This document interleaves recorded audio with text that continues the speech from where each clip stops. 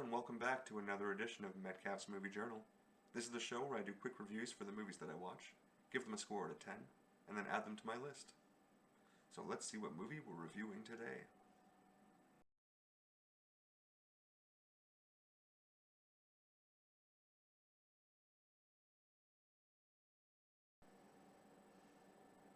On February 17th, I watched Coherence, which came out in 2013. And this was basically a feature-length version of a Black Mirror or Twilight Zone episode. But I think what it most reminded me of was actually a Rick and Morty episode titled A Wrinkle in Time.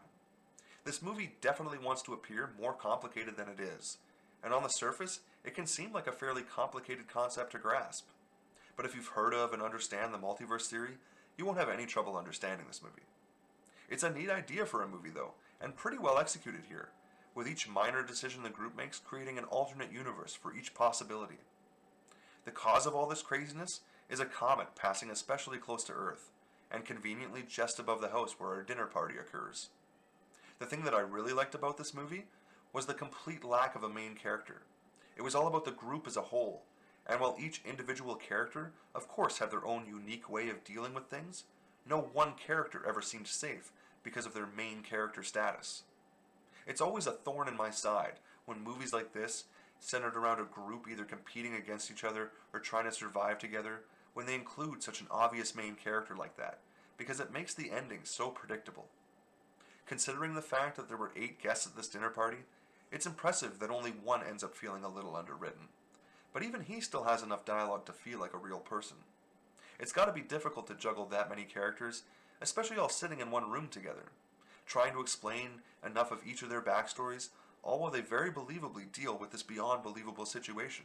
It really makes the script stand out for me. Even if some of the freakouts are a bit overdramatic, I would tend not to blame the script for that, since it seems like another symptom of my biggest problem with this movie. It just tries too hard.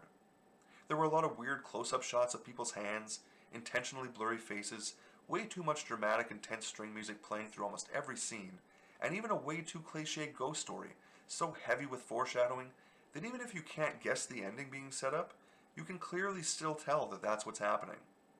I can try to forgive the harsh cuts to black because they do make sense to the story, but added with all these other extra flares, it ends up feeling like another cheap way to add suspense to what should be a suspenseful enough story on its own.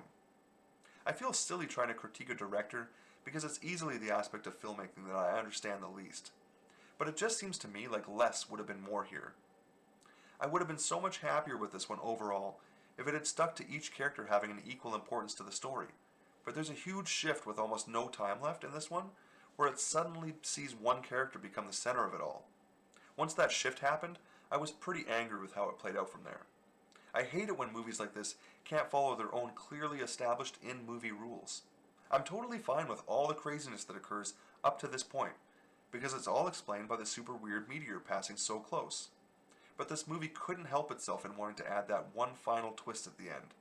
It wanted to be so much more than it was, and in trying to do so it just ends up hurting itself, because that last final twist just doesn't make any sense. It probably bothers me more than it should. I'm always up for these weird sci-fi thrillers though, and it has some decent enough dialogue throughout. I'd really only want to change the last 20 minutes or so. I ended up giving it a 5 out of 10, and it landed at number 935 on my list, putting it right here.